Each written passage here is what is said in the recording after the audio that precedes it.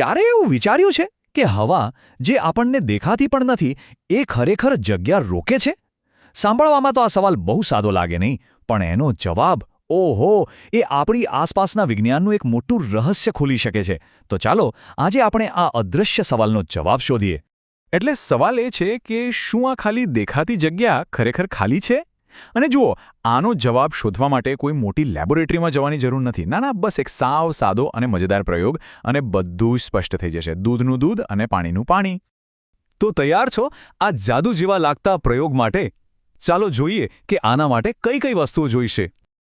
અને સાંભળીને કદાચ નવાઈ લાગશે, પણ આ બધી વસ્તુઓ એ તો લગભગ ઘરમાં જ મળી જશે. જો, એક સાદો કાચનો ગ્લાસ, પછી પાણીથી ભરેલું એક મોટું વાસણ, અને છેલ્લે કાગળ કે ટિશ્યુનો એક નાનો ટુકડો. બસ ખાલી આટલી જ વસ્તુઓથી વિજ્ઞાનનો એક મોટો કોયડો ઉકેલાવાનો છે. મજા આવશે.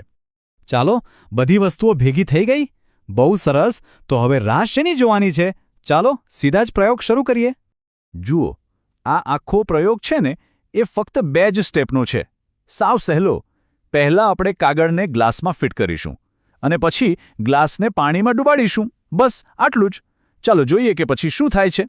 સારું, તો પહેલું કામ, આ જે કાગળનો ટુકડો છે એને વાળીને ગ્લાસના તળિયે એકદમ બરાબર ફિટ કરી દેવાનો છે. ખાસ ધ્યાન રાખવાનું કે ગ્લાસને ઊંધો કરીએ ને તો પણ એ નીચે ન પડવો જોઈએ. એકદમ ચુસ્ત રીતે ગોઠવી દો.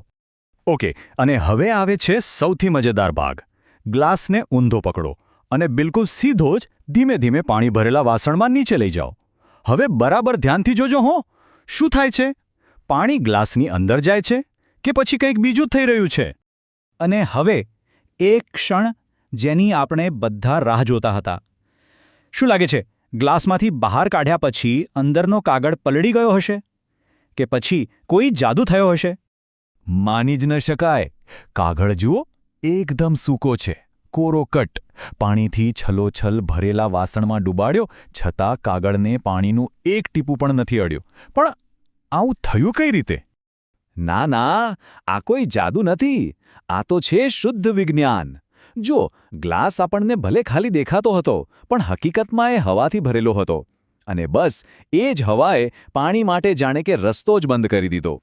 તો ચાલો હવે જરા ઊંડા ઉતરીએ અને આ અદૃશ્ય તાકાત પાછળનું વિજ્ઞાન સમજીએ કે ભાઈ આ બધું કામ કઈ રીતે કરે છે, આની પાછળ કયો નિયમ છે. જુઓ, વિજ્ઞાનની ભાષામાં કહીએ ને તો હવા એ એક દ્રવ્ય છે. હવે દ્રવ્ય એટલે એવી વસ્તુ જેનું વજન હોય અને જે સૌથી અગત્યનું છે એ જગ્યા રોકે. મતલબ કે હવા એ ખાલીપો નથી, એ એક વાસ્તવિક પદાર્થ છે જે અત્યારે પણ આપણી આસપાસ બધે જ છે. જરા વિચારો તો, ગ્લાસની અંદર જે હવા ફસાઈ ગઈ હતી ને, એ એક અદૃશ્ય ઢાલ જેવું કામ કરી રહી હતી. એ પાણીને સતત બહારની તરફ ધક્કો મારી રહી હતી, જાણે કહેતી હોય, ના ભાઈ ના, અહીં અંદર આવવાની કોઈ જગ્યા જ નથી. અને બસ આ જ કારણ છે કે પાણી ગ્લાસની અંદર જઈ જ ન શક્યું. એટલે આ એક સાવ સાદા પ્રયોગથી એક બહુ મોટી વાત સાબિત થઈ ગઈ. જે હવા આપણને દેખાતી નથી એનો મતલબ એવો બિલકુલ નથી કે એ ત્યાં છે જ નહીં. હવા એકદમ વાસ્તવિક છે, એ શક્તિશાળી પણ છે, અને હા, તે આપણી દુનિયામાં ચોક્કસ જગ્યા રોકે છે. સારું, હવે જ્યારે આ રહસ્ય પરથી પડદો ઉઠી ગયો છે તો હવે વિચારવાનો વારો છે. રોજબરોજના જીવનમાં આવું બીજે ક્યાં થતું જોવા મળે છે? એવી કઈ જગ્યાઓ છે જ્યાં ફસાયેલી હવા પાણીને કે બીજી કોઈ વસ્તુને અંદર આવતા રોકે છે?